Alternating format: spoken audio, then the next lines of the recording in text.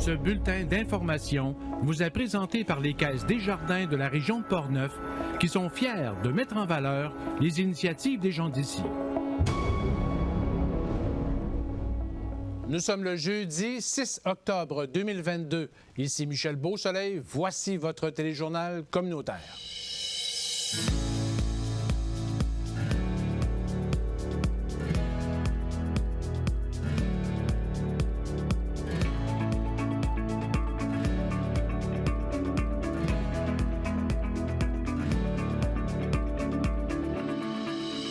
Campagne électorale provinciale dans Portneuf. Vincent Caron de la CAQ et plusieurs de ses collègues de la capitale nationale reprennent le pouvoir pour les 4 prochaines années. Nous avons les résultats et les commentaires du député réélu Vincent Caron au Chalet-en-Boiron de Sainte-Christine d'Auvergne. Nous avons aussi les commentaires de Jacinthe-Ève Harel du Parti conservateur du Québec au manoir du Lac-de-Lage, Anne-Marie Melançon de Québec solidaire à l'hôtel Concorde à Québec et de l'indépendant Patrick Bourson à sa boulangerie de Pont-Rouge. Nous entrons cette fin de semaine dans la Semaine québécoise de prévention des incendies. Pour nous en parler, nous accueillons le directeur du service des incendies de Saint-Raymond, François Quentin, et René Mainville, pompier préventionniste. Et Danick s'est intéressé, entre autres, au camping rustique qui longe le secteur nord de la vélopiste Jacques-Cartier-Portneuf. Alors, bonne émission.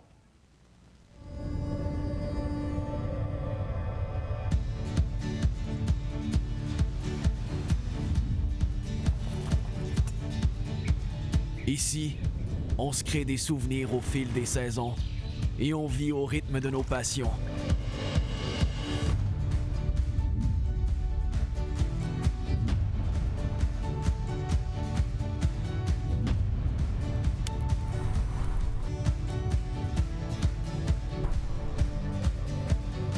Ici, quand l'aventure nous appelle, on répond.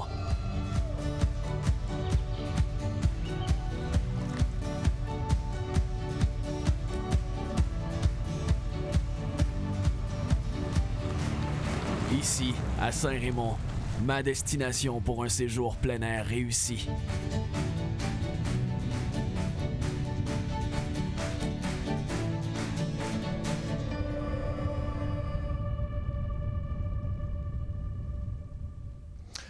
Parlons tout d'abord, comme il se doit, de politique provinciale et régionale suite aux élections du lundi 3 octobre dernier, où les Québécois ont élu 90 candidats de la Coalition Avenir Québec sur les 125 sièges.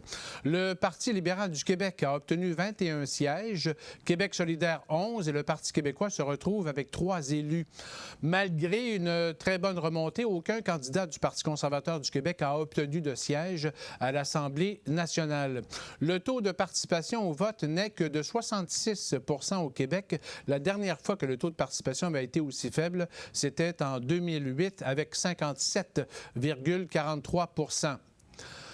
Dans Portneuf, le député sortant de la CAQ, Vincent Caron, a donc été reporté au pouvoir, comme bien de ses collègues de la capitale nationale, pour un deuxième mandat de 4 ans.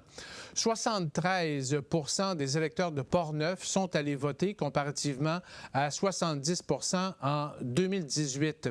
Vincent Caron a obtenu une majorité de 5 740 votes devant sa plus proche rivale du Parti conservateur du Québec, Jacinthe-Ève Harel. Le député réélu a obtenu 15 412 votes, équivalent à 47,39 % des voix. En 2018, 54 % des électeurs de Portneuf avaient choisi M. Caron. Écoutons un extrait de ses commentaires suite à sa réélection lundi soir au Chalet-en-Boiron de Sainte-Christine d'Auvergne. Écoutez, soulagé, mais surtout très heureux. Très heureux d'avoir ce privilège de représenter une fois de plus les Portneuvoises et les Portneuvois. C'est un moment magique. Vous savez, une campagne électorale, c'est beaucoup d'efforts, beaucoup de présence sur le terrain, mais j'ai tellement senti une grande vague d'amour que ce soir, j'espérais secrètement que le résultat soit celui qu'on qu'on connaît ce soir, finalement. Mais écoutez, donc je vous dirais, soulagé, j'étais content que la campagne se termine parce que c'est fatigant, c'est éprouvant. Je voulais bien entendu remercier l'ensemble des électrices et des électeurs parce que c'est grâce à eux. Merci pour votre confiance. Merci à mon équipe de bénévoles parce qu'eux aussi ont fait un travail extraordinaire. Et puis bien entendu, je voulais adresser mes félicitations, bien que le résultat soit bien entendu pas celui qu'ils escomptaient, mais je voudrais féliciter l'ensemble des personnes qui se sont présentées dans Portneuf.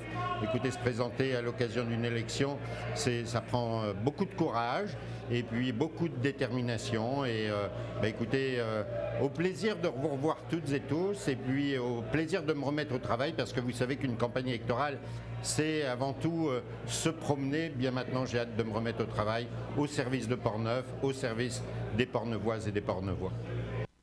M. Caron a déploré les gestes et attitudes négatives et destructives qui se sont manifestés lors de la campagne en comparaison à celle de 2018. On l'écoute. Écoutez, c'est une campagne qui est complètement différente parce que le ton était finalement différent. Moi, j'ai déploré certains gestes, certaines actions de la part de certains partisans politiques. Je ne les nommerai pas parce que je ne les connais pas finalement, mais j'ai déploré de voir à quel point le nombre de pancartes était décroché, à quel point il y avait des graffitis un peu partout. Bref, des comportements inacceptables. Donc, je déplore cette situation. Je m'ennuyais un petit peu du ton de la campagne de 2018 parce que ça se passait toujours en parfait respect finalement entre tous les candidats et toutes les candidates. Mais bon, écoutez, je ne veux pas non plus pointer du doigt qui que ce soit. Il s'agit de gestes isolés, je l'espère en tout cas, et je voudrais lancer un appel à ces personnes-là. Vous savez que lorsque vous commettez des actes de vandalisme ou des gestes de cette nature, vous n'aidez pas votre candidate ou votre candidat. Au contraire, je pense que vous aidez l'opposition. Alors, j'invite toutes et tous à la prudence, mais surtout au respect des uns et des autres, parce qu'ici au Québec, on n'est pas des gens comme ça, on n'est pas des gens qui aimons comme ça ces formes d'agressivité, parce qu'on parle d'une forme d'agression. Mais écoutez, j'espère qu'il s'agit juste de cas isolés et puis que ces gens-là vont comprendre que ce n'est pas un comportement responsable. Comme il l'avait fait à sa première élection en 2018, il a tenu à souligner la présence de sa mère et de son père qui résident en France. Écoutons ce moment. Je voulais bien entendu, et je les cherche, papa, maman. Ah, je voulais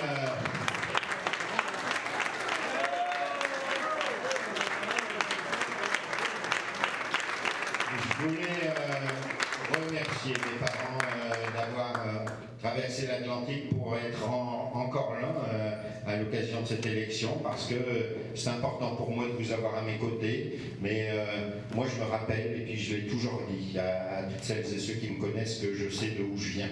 Je sais de où ma famille vient. Une famille ouvrière, des grands-parents que j'ai adorés, mais qui ont travaillé fort, qui ont travaillé difficilement, des parents qui ont travaillé fort aussi. Alors vraiment, papa et maman, je vous aime et puis merci d'être là. Jacinthe Harel du Parti conservateur du Québec arrive bonne deuxième avec 9 672 votes, soit près de 30 des voix. En 2018, le Parti conservateur du Québec dans Portneuf n'avait obtenu que 5 des votes. Mme Harel a participé au rassemblement de son parti lundi soir au manoir du Lac-de-L'Âge, à Lac-de-L'Âge. Écoutons ses commentaires suite aux résultats. Bien, tout d'abord, je vais féliciter M. Vincent Caron qui a remporté cette élection dans Portneuf. Alors, je le félicite sincèrement pour cette belle victoire. C'est une forte victoire pour lui. Alors, je suis bien contente pour lui et je le félicite. Et bien sûr, de mon côté, bien, je suis très déçue. Je ne peux pas cacher ma déception, mais ce n'est qu'un au revoir aux Portneuvois et Portneuvoises. Alors, je vais me reprendre dans 4 ans, c'est sûr que je serai là. Et puis, je vais continuer de travailler avec le Parti conservateur pour faire valoir nos idées. Mme Harel a apprécié sa campagne électorale dans Portneuf et la relation avec les autres candidats. Ça s'est vraiment bien passé. C'était une belle campagne positive. Tout d'abord, entre les candidats, c'était très courtois et l'accueil sur le terrain aussi était vraiment intéressant, vraiment très positif. Les gens sont polis de toute façon, donc même s'ils n'adhèrent pas nécessairement à nos idées, les gens sont polis dans Portneuf. On a une belle communauté, mais c'est sûr que l'appui, je l'ai senti quand même très fort. Alexandre McCabe, le candidat du Parti québécois, arrive troisième avec 3 203 votes, équivalent à 9,8 % En 2018, quelques 2 727 électeurs de Portneuf avaient voté pour le Parti québécois, portant à 9,26 % des intentions de vote. Pour sa part, Anne-Marie Melançon de Québec solidaire et son équipe se réunissaient à l'Hôtel Concorde à Québec, dans la salle de bal. Anne-Marie Melançon a obtenu 2 675 votes, soit 8,2 % des voix, comparativement à 3 364 votes pour 11 % des voix en 2018. Charles Laviolette était sur place et s'est entretenu avec Mme Melançon. Nous, on faisait une campagne qu'on appelle de développement, pour avoir plus de visibilité, développer notre réseau, agrandir notre réseau de sympathisants. Je pense que là-dessus, on a réussi. On a fait une excellente campagne. On a été partout sur le terrain. Donc, moi, je pense qu'au niveau de la campagne, c'est vraiment super. C'est sûr que le résultat de ce soir, pour le moment, en tout cas, c'est un peu décevant. Là. On va attendre de voir les résultats finaux pour avoir nos chiffres puis voir un peu par rapport à 2018. Mais moi, j'ai trouvé ça vraiment touchant de rencontrer les gens, que les gens se confient, me racontent leurs histoires, me parlent de leurs besoins. Donc, oui, j'ai découvert encore plus ma région. J'ai trouvé ça intéressant de faire des débats aussi avec les autres candidats. Là, c'était formateur, je dirais. Là. Moi, c'était ça mon idée, c'était de faire cette élection-ci, mais aussi probablement la suivante. Comme candidate, on verra, mais en tout cas, je vais rester co-porte-parole de l'association. Puis on va jouer à notre rôle d'opposition dans les 4 prochaines années, parce que nous, moi, je suis une candidate qui demeure dans la circonscription, qui s'impliquait déjà avant l'élection d'ailleurs. On a fait une excellente campagne, on avait une petite équipe, puis on a fait des miracles vraiment avec notre équipe. Donc, on va continuer. Nous, l'idée, c'était de développer la circo, de se faire connaître, de montrer qu'il y avait une voie progressiste dans Portneuf qui valait la peine d'être mise de l'avant. Donc, on continue. Quant au Parti libéral du Québec, le candidat Patrick Hayes a récolté 916 votes. En 2018, le Parti libéral du Québec avait terminé deuxième avec 5 559, soit 19 % des voix. L'indépendant Patrick Bourson a reçu, quant à lui, 608 votes, près de 2 % des voix. Écoutons un extrait de ses commentaires lundi soir à sa boulangerie chez Alexandre à Pont-Rouge, suite aux résultats.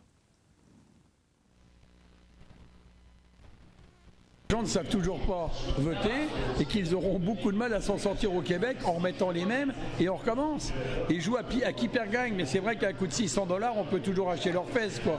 Monsieur Legault s'est permis d'acheter tout le monde à $600, c'est beau. Et c'est nos impôts qu'il est en train de distribuer. Mais bon, il faut bien quand même qu'il fasse quelque chose.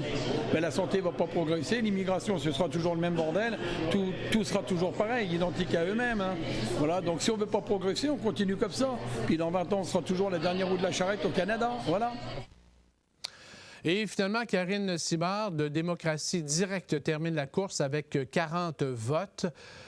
Et après la pause, justement, nous aurons un compte-rendu de nos journalistes sur place, Danick, Luc, Charles et Aubert, après la pause.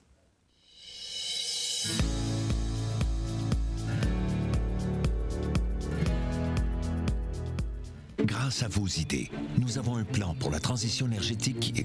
Léo, qu'est-ce que tu fais là? Ben, je vais vous l'expliquer, le plan. OK.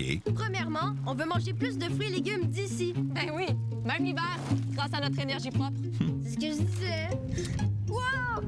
Faut moins polluer pour se déplacer aussi. Là, tu parles de la mobilité durable. Ouais, puis tous les petits gestes comptent, fait que oubliez pas d'éteindre les lumières avant de partir, là. J'aurais pas dit mieux, mon Léo. Faites partie de la transition énergétique. Visitez énergieencommun.ca. J'adore les cocktails. J'aime ça le vin blanc, le vin rouge, le vin rosé, le vin, hein? Je bois du vin rouge avec mon popcorn. Moi, j'aime ça, quelque chose de cute. Moi, j'aime ça quand c'est corsé. Il faut que ça soit un petit peu râpeux, là. Je sais pas si je m'exprime bien. C'est acidulé le temps. C'est comme boire un petit jus fancy. Un jus fancy. Ça goûte les ciels, là. Dans la vie, tout le monde a des goûts différents. Avec la carte Inspire, on peut vraiment mieux guider les gens. oublie ça, je capote. Pour en savoir plus sur l'ambiance qui régnait dans les différents rassemblements électoraux lundi soir dernier, on en parle justement avec nos journalistes qui étaient sur place. Premièrement, Luc et Danick. Bonsoir, Luc. Bonsoir. Allô, Michel. Tout d'abord, Danick, toi, tu t'es rendu en fait au manoir du Lac-de-L'Âge. Exactement. À Lac-de-L'Âge, rencontrer le groupe en fait du Parti conservateur du Québec. En effet, Michel, il faut dire qu'il y avait beaucoup de conservateurs sur place. L'endroit était tout simplement bondé. Et contrairement à ce que certains peuvent penser, alors que les conservateurs, on le sait, n'ont pas réussi à élire aucun candidat, l'ambiance semblait quand même bonne. On savait déjà là, au préalable du côté des conservateurs, du moins c'est ce qu'on a pu ressentir, que ce serait difficile par endroits, comme dans Portneuf par exemple. Okay. J'ai d'ailleurs, comme vous l'avez vu tantôt, discuté avec Jacinthe Harel. Ouais. Évidemment, la déception était là. Par contre, l'ambiance restait quand même, j'ai envie de dire, bonne. Maintenant, il y avait beaucoup de partisans. Il faut aussi dire qu'il y avait une certaine sécurité là-bas. Les médias qui étaient aussi très nombreux, j'ai envie de dire. Oui, sûrement. Est-ce qu'on a parlé déjà, justement, de la proportionnelle ou as-tu entendu parler, justement, de cette problématique là, au niveau du scrutin cette année? Je dirais, j'ai entendu beaucoup de candidats parler de ça. Okay. Évidemment que c'est un enjeu et il n'y a pas seulement le Parti conservateur qui ont parlé de ça. Si on regarde presque toutes les oppositions ont mentionné que le fait d'avoir un mode de scrutin comme ça désavantageait justement les partis et c'est le cas pour... Parce conservateur. Oui, vraiment. Là, quand on regarde, on a presque le même nombre de pourcentages que les libéraux, mais les libéraux ont une vingtaine de députés. Donc, ça, c'est une chose. On en a beaucoup parlé. Par contre, c'est pas avec amertume, mais plutôt là, comme ton de constatation, j'ai envie de dire. Okay. Est-ce que Éric Duhem était sur place? Oui, il a été là, j'ai envie de dire 15-20 minutes. Ça a été sa présence. Après le discours qui a été diffusé là, sur les médias nationaux, Éric Duhem a resté pour prendre des photos, jaser un petit peu avec les candidats et ensuite là, a pris le départ. Luc, toi, tu es allé en fait à la boulangerie de M. Bourson. Exactement. Exactement. Tu es arrivé vers quelle heure à peu près? Dans les 8 heures. Dans les 8 heures. Et quelle était l'ambiance quand tu es rentré à la boulangerie? C'était assez convivial. M. Bourson est un autre hors pair. On a été reçus avec des délicieuses petites pâtisseries. Est-ce qu'il y avait du monde? Il y avait 30-40 personnes. OK, quand même. Oui, et tout le monde était affairé un peu entre eux autres et aux résultats qui commençaient à arriver. Là, fait que... As-tu senti une déception, justement, forte? Il y avait plutôt un espoir d'avoir quelques gains, un petit peu un meilleur pourcentage là, de voix. Et puis, mais tout... Comme ça s'en allait, de la manière que ça s'en allait, j'ai même entendu quelques commentaires qu'il faut boire pour oublier. Ah, OK, oui. Mais c'était quand même agréable. Oui, OK. Et dans le fond, l'ambiance était... Est-ce qu'on sentait, justement, au niveau de l'équipe en tant que telle, justement, est-ce qu'on s'attendait beaucoup plus? As-tu l'impression là, que... Peut-être pas tant que ça. Là, mais on avait juste, comme je disais, un espoir là, de faire un gain léger sur le pourcentage. Là, il se situe autour de 2 % à la dernière élection. Ouais. Et ça s'est ressemblé pas mal à celle-ci. Là. Parfait. Bien, merci, Luc. C'est bien. On va aller rejoindre Aubert maintenant. Aubert qui était juste... Pour la première fois de sa carrière de journaliste, Aubert qui a assisté à une soirée électorale comme ça. Une grande première pour moi. Après 30 ans de travail de journaliste, j'avais jamais été dans une soirée électorale. Ça, c'est particulier. Mais je suis plutôt du genre non plus à attendre le lendemain pour écouter les résultats. Mais là, j'étais... vraiment on the spot, comme on peut dire. Ben oui, effectivement. Et chez le gagnant, en fait, du scrutin, ce qui fait que quand il est arrivé, justement, l'ambiance devait être assez... Bien, il y avait, je n'ai pas compté les gens, mais il y avait au moins une cinquantaine de personnes. Là. Okay. Et puis, ça se sentait, je pense que le seul qui était vraiment nerveux, c'était M. Caron lui-même, je pense, parce que lui, il regardait les résultats avec attention, mais la plupart des gens autour semblaient un peu... déjà se dire que c'était dans la poche, là, si je peux dire. C'est ce que j'ai senti. Je n'étais pas dans la tête de tout le monde, là, mais j'ai senti ça comme ça. Okay. C'est drôle parce que quand les résultats sont tombés, on écoutait TVA. Or, TVA ne parlait pas de Portneuf, ou à peu près jamais de Portneuf. Ben non. Puis il l'a su, M. Caron, par quelqu'un, par son téléphone, quelqu'un qui lui a dit qu'à Radio-Canada, on t'a déclaré gagnant. Fait que là, c'est comme si la nouvelle s'est répandue doucement à travers l'Assemblée plutôt que d'un coup avec des applaudissements. Là.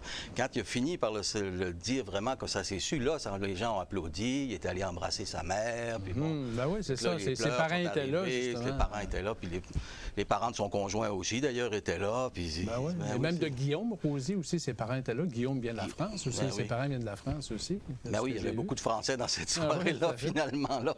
Puis Guillaume, il venait de faire un marathon la veille, en plus. Il boitait un petit peu, Guillaume Rosier. Oui, c'est ça. C'est une soirée agréable, finalement. Oui, sûrement. Charles, toi, tu étais au Concorde. À Québec. Oui, c'est ça. C'était le rassemblement de Québec solidaire là, pour la région de la Capitale-Nationale. L'ambiance était assez bonne, là. Évidemment. Québec solidaire, c'est assez festif. En général, le rassemblement, les gens sont de bonne humeur, puis il y a beaucoup de jeunes. Beaucoup d'enfants aussi, il y avait des enfants. Ben oui, on a vu justement dans les images qu'il y avait quand même pas mal de familles. Oui, c'est ça. Puis ça initie les enfants en politique, hein, c'est bien. Puis les enfants, il y avait des gens assis en avant, par terre, en attendant que la soirée lève un peu plus. Là. Puis ça, à mesure que la soirée avançait, bon, évidemment, les enfants sont allés se coucher à un moment donné. Ouais. Mais c'est ça, les partisans étaient vraiment contents de la réélection, de l'élection d'Étienne Grandmont, l'ancien directeur général d'Accès Transport Viable, qui est un organisme qui fait la promotion du transport en commun. Donc, ils ont conservé comme ça la circonscription de Tachereau, qui était tenue par Catherine Dorion auparavant, qui n'a pas renouvelé son mandat. Donc, on avait le droit à des tonnerres d'applaudissements là, dans ce cas-là aussi, l'élection d'Étienne Grandmont, également la réélection de Sol Zanetti. Est-ce qu'on sentait, est-ce qu'on souhaitait, oui, sûrement qu'on souhaitait plus de victoire du parti, mais est-ce qu'on était déçus là-dessus? Est-ce qu'on sentait vraiment davantage de candidats élus du parti? Oui, bien, je pense que les partisans étaient contents déjà de conserver leur circonscription. Okay. C'est sûr, Mme Melançon, qui se présentait pour Québec solidaire dans Portneuf, était déçue de son résultat, mais elle était très contente de sa campagne, par exemple. Donc, elle était contente d'être allée comme ça. C'est moins, en fait, qu'en 2018, là, du côté de Québec solidaire dans Portneuf. Oui, c'est ça. Mais c'est sûr, tu sais, Portneuf, on a une histoire peut-être un peu plus conservatrice là, au fil des élections dans le passé. C'est sûr, puis elle me disait donc d'être content d'avoir fait entendre sa voix, là, qu'on sache qu'il y a quand même des progressistes, des gens de gauche dans Portneuf. Là. OK. Donc, vous êtes satisfait de votre expérience donc à ces soirées électorales-là? Bien oui. Oui, sûrement que c'est un événement quand même important, pareil. Autant pour les candidats, pour les équipes, parce qu'il y a beaucoup d'enjeux, là, quelque part, qui se... Bien, moi qui ai vécu moi-même une élection, je peux imaginer ce que c'est là, au niveau provincial en plus, là, même si on part un peu gagnant, comme dans le cas de M. Caron, je le sentais quand même très nerveux, lui, là, tout de même. Là, et ça se comprend. Là. Ouais. Et pour lui, c'est un deuxième, justement, c'est un deuxième mandat de 4 ans. Là. Mais oui. C'est quand même important là, au niveau de sa carrière. Ben alors, merci beaucoup, Charles. Merci, Aubert. Ça fait plaisir. Merci à toi.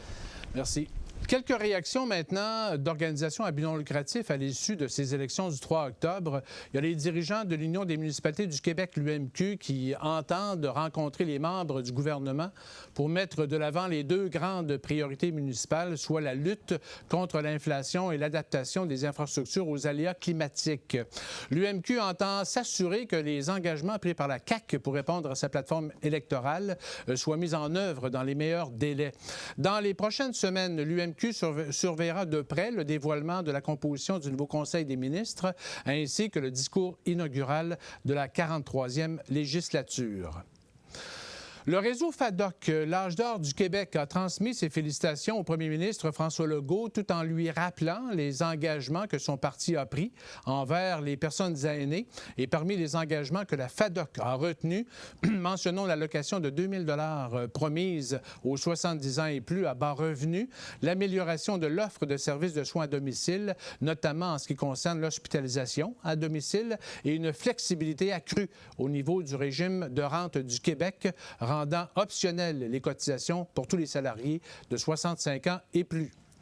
D'autre part, à l'issue du scrutin, le groupe Femmes, Politique et Démocratie se réjouit du fait que l'Assemblée nationale a atteint un nouveau record d'élus avec un taux de féminisation dorénavant de 46,4 %. C'est 58 députés féminins sur les 125, ce qui correspond à une augmentation de 4 points de pourcentage par rapport à l'élection de 2018 où on obtenait 42,4 %.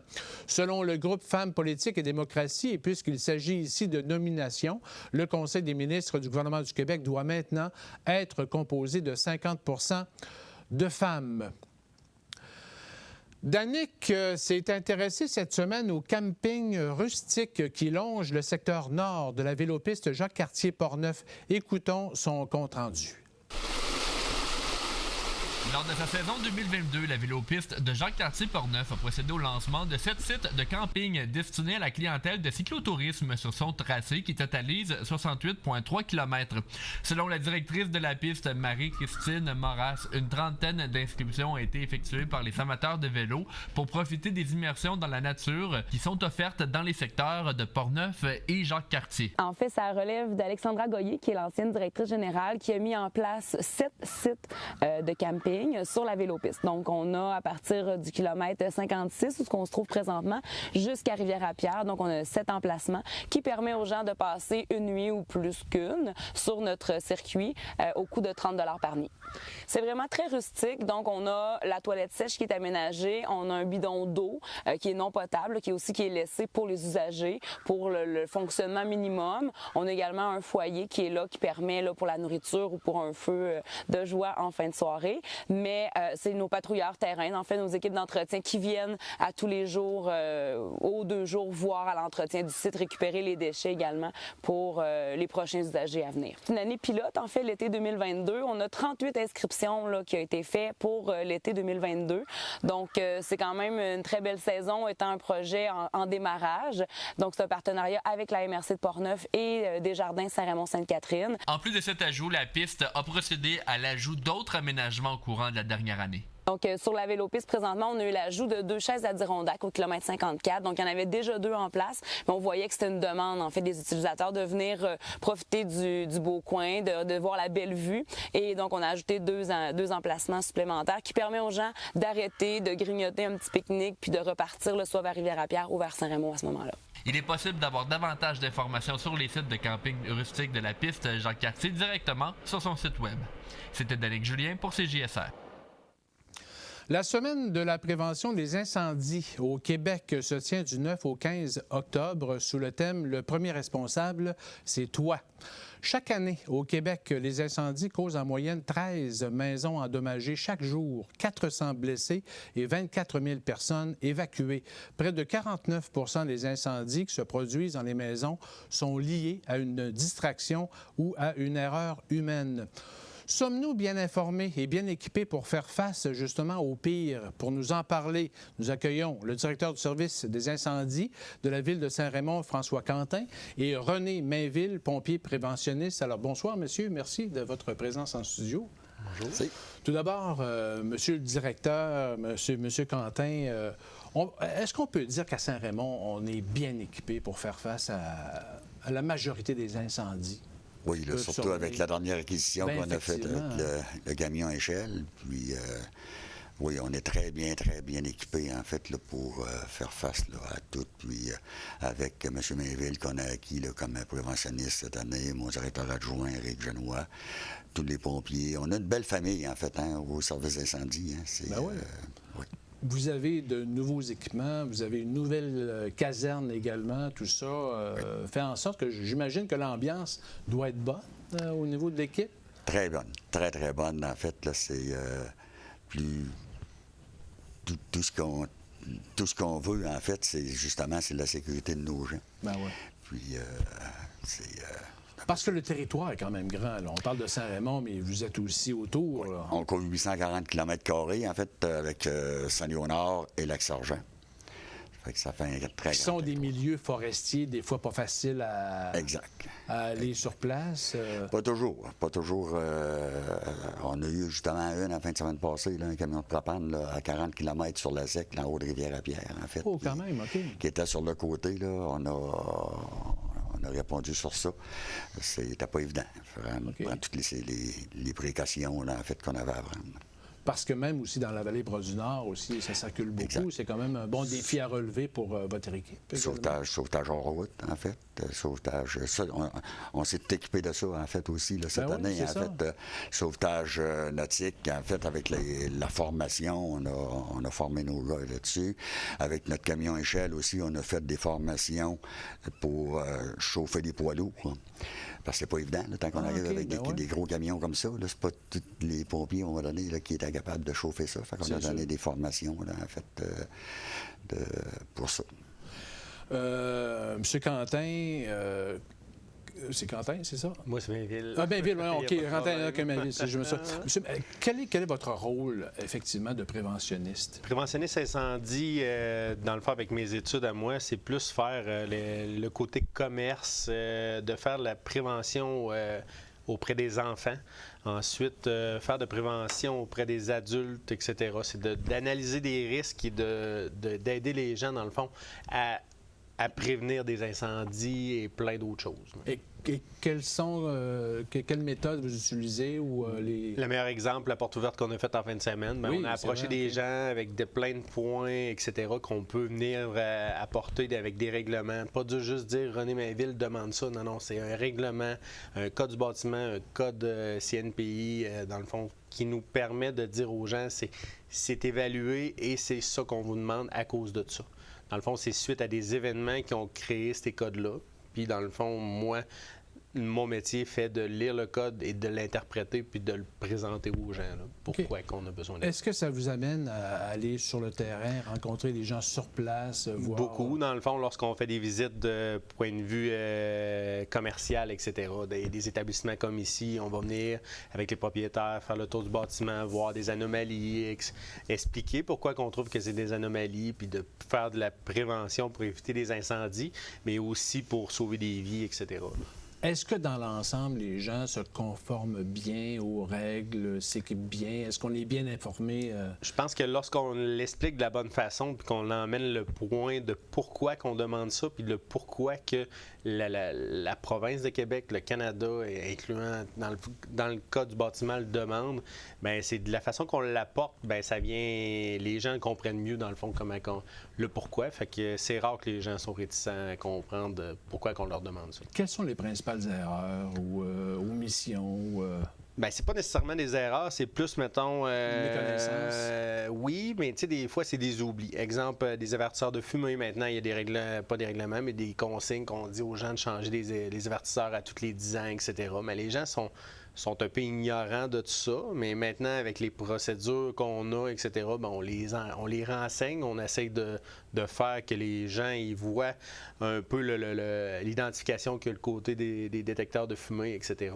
Donc, ils sont capables par eux-mêmes de le faire. Puis, c'est de l'enseignement au public qu'on fait complètement. OK.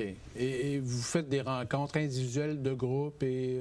Ça dépend. Dans le fond, c'est selon les demandes qu'on peut avoir à la caserne. Oui, on peut rencontrer des jeunes, mais on a des groupes, comme la semaine prochaine, j'ai un groupe qui vient à la caserne visiter la caserne. Ça va être des petites familles qui viennent visiter dans le fond, la caserne. Les classes d'école, j'imagine? Les classes d'école, on a eu cette semaine. Dans le fond, les prématernelles 4 ans sont venus environ 60 élèves qui sont venus visiter la caserne. Donc, on lui montre le métier de pompier, on lui montre nos habits de ne pas avoir peur de nous, avec les masques, l'équipement, etc. qu'on va avoir. Les enfants aiment bien les camions de pompiers. Fait qu'on va voir les camions de pompiers ensuite.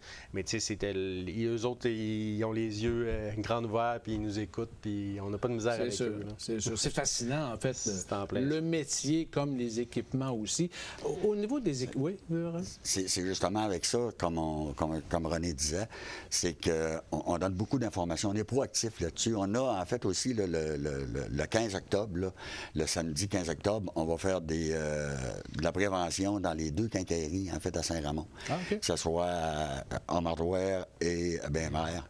On va avoir là, 2 pompiers là, à chaque place là, qui vont donner des informations au point de vue avertisseur de fumée, avertisseur de monoxyde de carbone, extincteur, etc. Là. En fait, les numéros civiques aussi, des fois qu'on oublie, hein, souvent.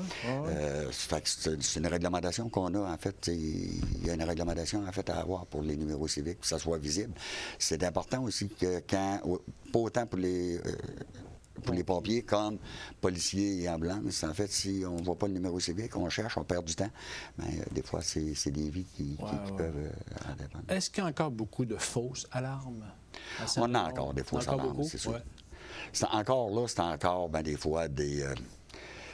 Il y a beaucoup de facteurs, en fait, sur une fausse alarme. Des fois, c'est que, surtout les compagnies d'alarme, à cette heure, c'est quand l'alarme sonne, les compagnies, là, les gens, à un moment donné, ils essayent de peser sur le bouton de cancellation, ça passe pas, leurs lignes sont coupées, ils prennent le cellulaire, ils rappellent.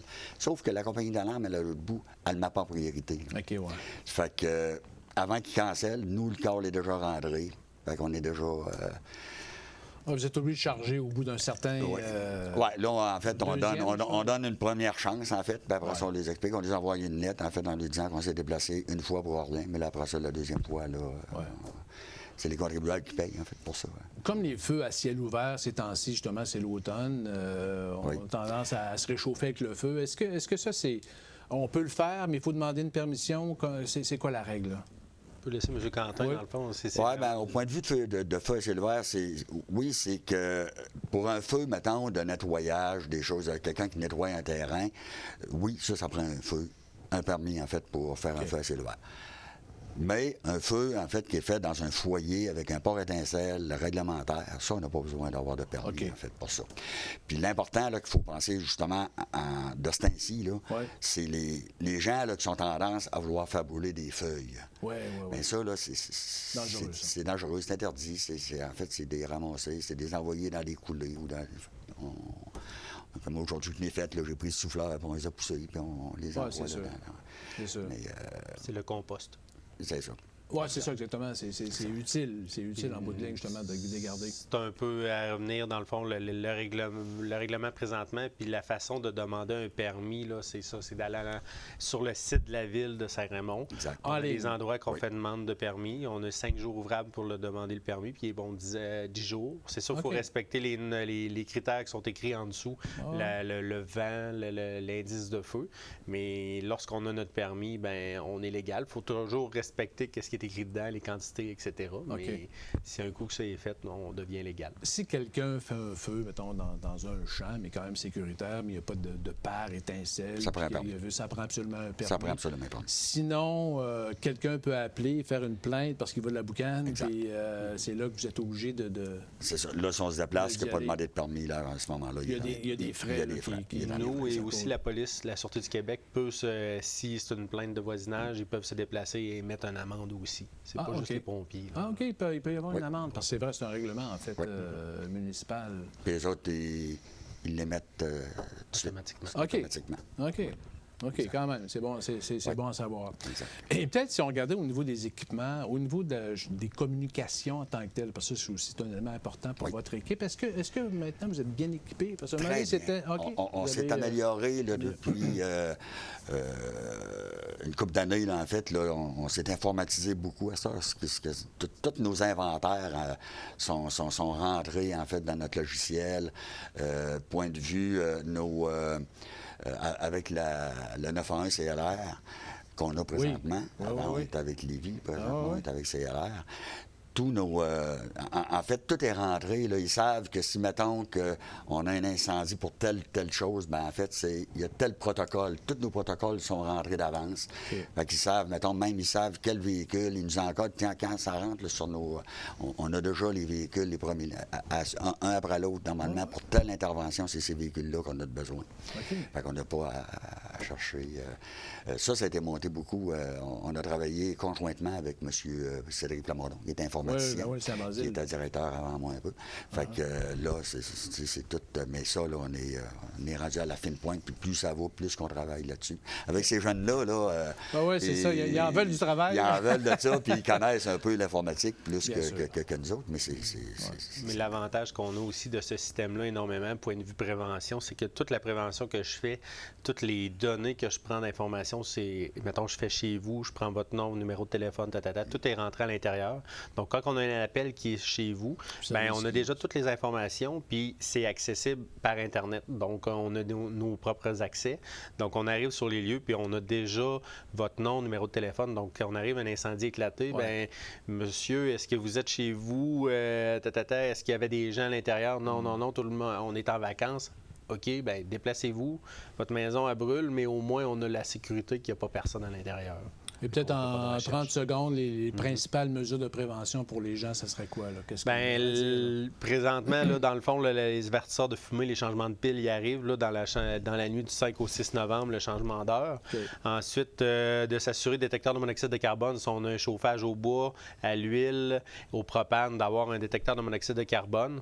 Ramonage des cheminées, parce que dans le fond, l'hiver s'en vient, fait que tout le monde recommence à chauffer, fait qu'au moins 1 à 2 fois par année, s'assurer que nos cheminées sont ramonées. Puis dans le fond, qu'est-ce qu'on parlait tantôt, le brûlage des feuilles le moins possible, dans le fond, de faire du compost avec. C'est un peu le...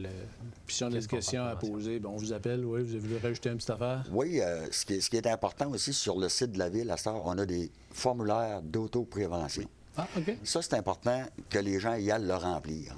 Ils vont sur le site, formulaire autoprévention. Puis là-dessus, là, nous, quand on le reçoit, là, aussitôt qu'ils disent envoyer, nous, on le reçoit. Puis ça, c'est tout logué justement dans notre logiciel. Fait si on a à intervenir à cette adresse-là, on a toutes les infos. Y a-tu des animaux? Y a-tu du propane? Y a-tu... fait que ça, là, c'est... Des produits dangereux. Des produits dangereux. Puis tout ça, ça fait que de même, on envoie là, par la poste, normalement, un 6 à 700 par année, là, qu'on envoie directement dans différents secteurs. Mais les gens, là, s'ils veulent aller le remplir directement sur le site de la Ville, le formulaire est là, ils peuvent le remplir. Puis quand on le reçoit, bien, nous, dans le logiciel, quand il va venir le temps d'en envoyer, mettons, dans ce secteur-là, si on l'a déjà reçu, bien, là, on ne le renverra pas une deuxième fois. Super. Alors, François Quentin, directeur du service des incendies de la Ville de Saint-Raymond, René Mainville, pompier et préventionniste. Merci beaucoup de cet entretien. Puis, et M. Mainville, on peut rajouter aussi qu'il est partagé avec la MRC aussi. Oui. Ah, OK. Vous avez travaillé aussi à la MRC. Je travaille un peu partout dans des villes qui ont une entente avec la MRC, donc je me promène. On aura sûrement l'occasion d'en reparler. Oui, effectivement. Merci beaucoup. Après la pause, on va parler d'un reportage sur l'activité du fort Jacques-Cartier à Cap-Santé. Après la pause.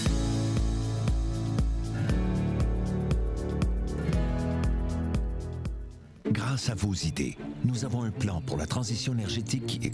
Léo, qu'est-ce que tu fais là? Ben, je vais vous l'expliquer, le plan. OK. Premièrement, on veut manger plus de fruits et légumes d'ici. Ben oui, même l'hiver, grâce à notre énergie propre. C'est ce que je disais. Wow!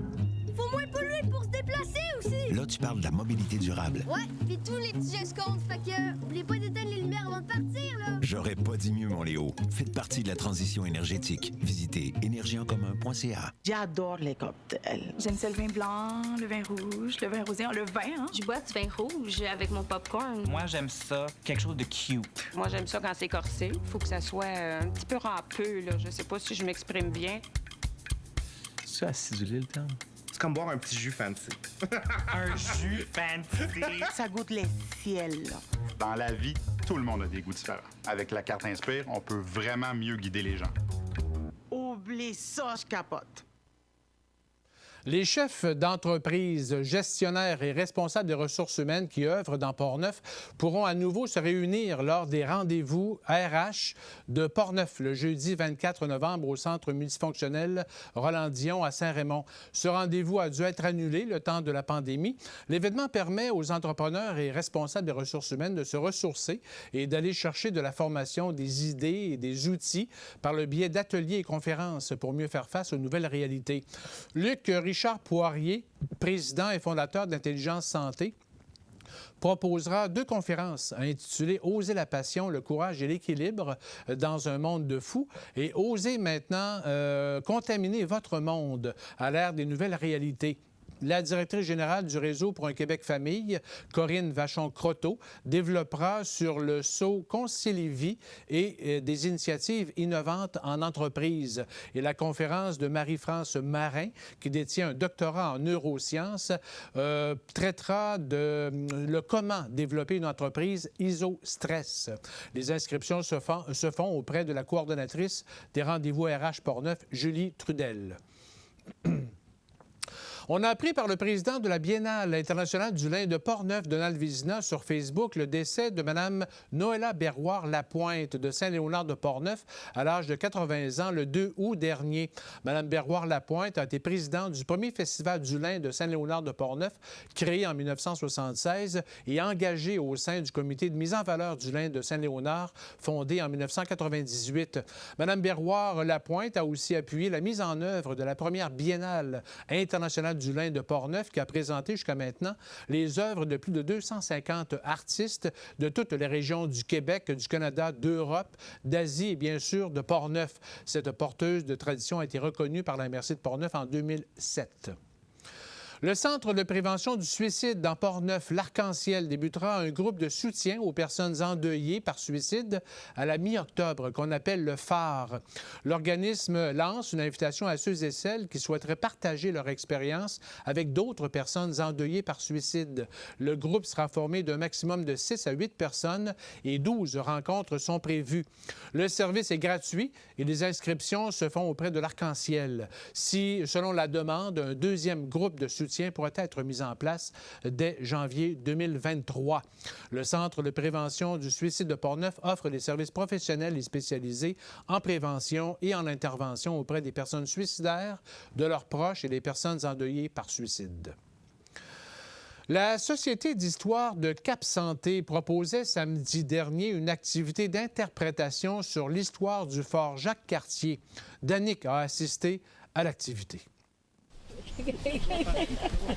C'est pour l'occasion des Journées de la culture ayant eu lieu du 30 septembre au 2 octobre que la Société d'histoire du Cap-Santé a préparé aux citoyens une activité d'interprétation au site du fort Jacques-Cartier lors de la dernière fin de semaine. C'était l'occasion pour la population de découvrir la riche histoire de ce site qui a eu un rôle très important à jouer lors de la guerre de 7 ans, s'étant tenue de 1756 à 1763. Au courant de son activité, plusieurs centaines de militaires français, voire des milliers, ont participé à l'occupation du fort Jacques-Cartier.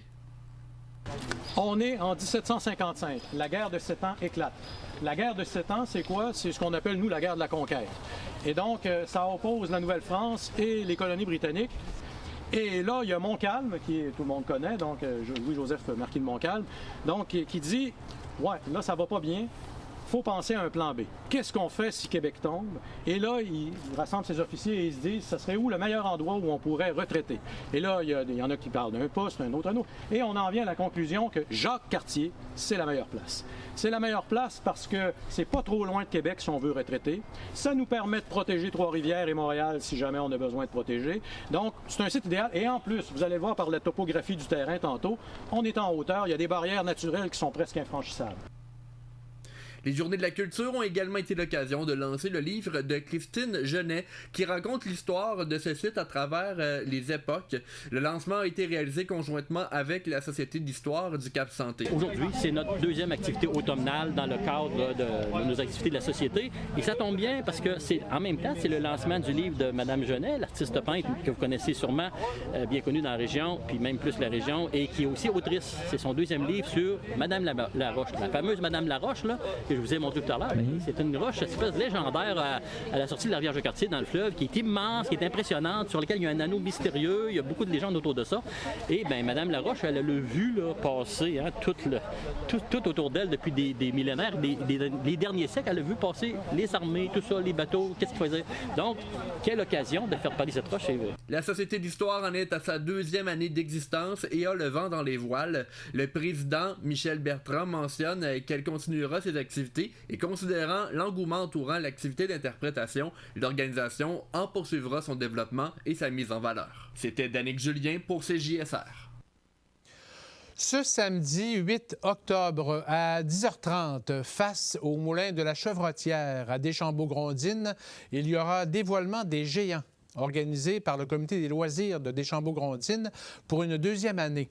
Pour nous en parler, on s'est entretenu un peu plus tôt avec la présidente du Comité des loisirs à Deschambault-Grondines, Marilyn Paré. Bonsoir! Marilyn, vous êtes sur la route actuellement. Tout d'abord, parlez-nous de cette activité, les géants. En fait, c'est pour une deuxième année. Vous organisez ça à Deschambault-Grondines. Mais d'où ça vient un peu, cette activité, justement? En fait, c'était une initiative l'an dernier faite par le Comité des loisirs ainsi que le Pôle gourmand. Et cette année, en fait, on a décidé vraiment que ce soit le Comité des loisirs, étant donné que le Pôle gourmand avait d'autres projets. Donc, le comité a décidé de prendre la relève et de vraiment focusser là, autant sur la magie d'octobre, qui est le dévoilement des géants. Donc, il va y avoir plusieurs entrepreneurs qui ont créé finalement des géants qui vont être installés sur l'allée Alcoa à Deschambault, donc tout le mois d'octobre, donc du 1er au 31 octobre. Ouais. Quand on parle de géants, on parle de quoi? Donc, autant que ça peut être des structures comme un grand dinosaure fait en bois, des sorcières, une araignée géante. Donc, il va y avoir pour tous les goûts. Donc, c'est vraiment pour toute la famille. Et ça, c'est fabriqué par qui exactement? En fait, on a plusieurs entrepreneurs. Et autant, exemple, PMT Roi. Donc, si jamais vous voulez que je te donne la liste au complet, on a plus que... on a environ 13 entrepreneurs là, qui ont décidé de s'allier à nous. Là. Dans Portneuf, ce sont les entrepreneurs de Portneuf, du coin plus des Deschambault-Grondines? En fait, on a décidé d'aller encore plus loin cette année, donc en sollicitant les entreprises de la MRC de Portneuf. Donc, ça peut aller jusqu'à Saint-Marc-des-Carrières. Donc, vraiment, on a sollicité plusieurs entrepreneurs. Donc, quand je vous parlais, là, si vous voulez, je peux regarder la liste. Non, bien, pas nécessairement. C'est peut-être... en fait, ce qui est important, c'est de savoir que les entreprises, en fait, quelle était leur mission ou leurs objectifs ou leur participation? Donc, pour leur participation, donc, nous, on leur a demandé d'avoir quand même une bonne grande structure d'environ 6 pieds, donc minimum, pour qu'ils puissent pour que ça puisse vraiment être éclatant et que ça puisse être de plus grande envergure. Donc, c'est ce qu'on a demandé, dans le fond, aux entrepreneurs, puis de venir installer finalement là, leur géant avant, dans le fond, la journée du dévoilement du 8, où aura lieu également la conférence de presse également cette journée. Mais qui fabrique en tant que tel les géants? C'est vraiment les entrepreneurs, donc c'est vraiment eux les créateurs. Donc, c'est pour ça que les gens en tant que tels, c'est autant les propriétaires que les employés. Donc, ils ont vraiment sollicité en tant que tel l'équipe de travail pour créer finalement ces géants-là. Et vous travaillez, en fait, les entreprises travaillent sur leur projet depuis combien de temps? En fait, on les a sollicités à partir du mois d'août, mais il y en a certains, en fait, qui reviennent pour une deuxième année. Il y en a qui vont pouvoir remettre leur ancienne œuvre de l'année passée, mais il y en a d'autres, en fait, qui se sont attelés au travail depuis facilement le début août. Là. De qui on s'inspire, justement, pour organiser ce genre d'activité? Est-ce qu'on s'est inspiré d'ailleurs ou... Je vous dirais que c'était pas mal de la nouveauté l'année dernière, donc je crois pas que ça puisse exister encore, en tout cas pas dans la MRC de Portneuf, puis honnêtement, je n'ai jamais vu ça, surtout que nous, on est un comité, en fait, qui est un organisme à but non lucratif, donc on fait pas de sous avec les géants, donc je pense que c'est vraiment une initiative qui était vraiment du cru en tant que tel des gens de l'année passée. Ce samedi, vous allez dévoiler justement les géants. Comment vous organisez la fête? Parce que ça commence vers 10 h à peu près samedi? Exactement. Donc, à 10 h, il y a la conférence de presse qui va avoir lieu. Par la suite, dans le fond, on va inviter les gens à aller vraiment se déplacer sur l'allée Alcoa, donc sur le site de l'allée Alcoa, pour découvrir ces géants-là. Ensuite, il va y avoir un atelier créatif, donc qui sera de la peinture sur bois, donc qu'on va faire là, avec les familles. Donc, tout le monde est invité là, pour cet événement-là. Donc, on termine avec ça, avec un pique-nique familial, donc directement sur le site. Donc, les gens apportent leur lunch, en fait? Exactement. Donc, on leur demande d'apporter leur propre repas. Donc, on va juste tout simplement être ensemble pour déguster notre propre repas personnel. Combien de géants seront dévoilés? Il va y en avoir 13 officiellement, plus certaines créativités aussi que le Comité des loisirs a également créées, donc qui seront rajoutées là, au fil du mois d'octobre. OK. Et donc, ces géants-là seront aussi visibles tout le mois d'octobre? Exactement, autant de jours que de nuit. Donc, en soirée, ils seront illuminés. Donc, présentement, on est en train de travailler justement sur les installations lumineuses, donc pour que les gérants puissent être vus là, tout au long de la journée. Donc, puis par la suite, dans le fond, ils vont vraiment être là jusqu'au 31. Puis nous, on a une activité qui a lieu également le 29 octobre, qui est le parcours de l'horreur. Donc, on termine finalement notre magie d'octobre avec le parcours de l'horreur. OK. Et peut-être en terminant, parlez-nous un peu de votre comité de loisirs à Deschambault-Grondines. Vous êtes combien de bénévoles? Ou... On est 7 membres bénévoles donc du comité. Mais en même temps, on a eu plusieurs appuis aussi là, présentement pour mettre à terme ce projet. Donc, on a eu des appuis financiers autant de la municipalité de Deschambault-Grondines que le député Vincent Caron et le député Joël Godin. Donc, grâce à ça et à tous nos commanditaires, là, donc ça nous a permis de pouvoir créer ce bel événement. Mais vraiment, c'est le comité des loisirs travaille très fort présentement pour mettre à terme aussi ce projet-là. Voulez-vous en faire une tradition à Deschambault-Grondines? C'est parti pour que ça soit ça, effectivement, pour une deuxième édition, mais je pense qu'à date, ça va vraiment bien, les gens collaborent bien, donc il y a de fortes chances que la troisième édition puisse également avoir lieu. Alors, Marilyn Paré, présidente du comité des loisirs de Deschambault-Grondines, merci beaucoup de cet entretien, puis belle activité samedi. Merci beaucoup, merci. Merci.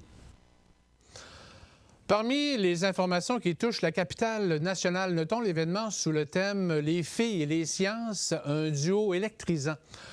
Qui est de retour pour une 22e édition dans 4 régions du Québec. Ce rendez-vous permet à des étudiantes de 2e, 3e et 4e secondaire d'explorer les opportunités de carrière en sciences et en technologie. L'événement rassemble en moyenne plus de 700 jeunes filles et près d'une trentaine d'établissements scolaires et d'organisations chaque année.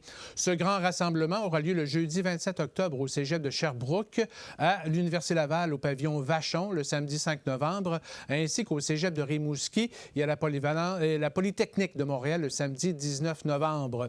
Les données recueillies par la chaire pour les femmes en sciences et en génie indiquent que l'effectif féminin est stable ou en diminution dans plusieurs facultés de sciences pures et appliquées des universités québécoises. La chimie est le domaine où on retrouve plus de femmes que d'hommes lors des inscriptions au baccalauréat au Québec en 2021, avec 54 %. Le programme génie agricole et rural attire également 49 % de femmes. À l'autre bout, le génie informatique, électrique et mécanique n'attire que respectivement 9, 13 et 15 % de femmes comparativement aux hommes.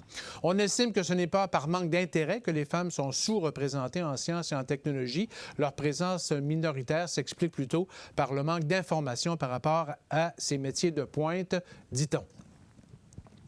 Un athlète de Sainte-Anne-de-Beaupré, Mathieu Gélina, parcourra au pas de course les chemins forestiers entre Tadoussac et Québec du 17 au 23 octobre prochain au profit de la Société canadienne de la sclérose en plaques. Le jeune ingénieur forestier de formation espère amasser 25 000 $ par cet exploit de 300 km de parcours en forêt. Mathieu Gélina entend aussi réaliser un documentaire sur la réalité des gens vivant avec la sclérose en plaques, une œuvre audiovisuelle qu'il voit lumineuse et remplie d'espoir. Sa grand-mère était atteinte de cette maladie. Le Canada affiche l'un des taux de sclérose en plaques les plus élevés du monde. En moyenne, 12 Canadiens et Canadiennes reçoivent un diagnostic de sclérose en plaques chaque jour. La sclérose en plaques est une maladie auto-immune, chronique, ciblant le système nerveux central, c'est-à-dire le cerveau et la moelle épinière. Elle se manifeste généralement chez les personnes âgées de 20 à 49 ans qui en subiront les effets imprévisibles toute leur vie. Et rappelons rapidement que la Ville de Saint-Raymond revient pour une 9e année avec le concept Saint-Raymond-Ville-Rose jusqu'au 30 octobre dans le but de soutenir les femmes et même les hommes qui sont atteints du cancer du sein. L'Hôtel de Ville, le Centre multifonctionnel Roland-Dion, le Clocher de l'Église ainsi que les habitations Saint-Raymond et la caserne incendie sont illuminés de rose. Une campagne de levée de fonds pour la Fondation CHU de Québec est en ligne. Les dons sont remis au Centre des maladies du sein.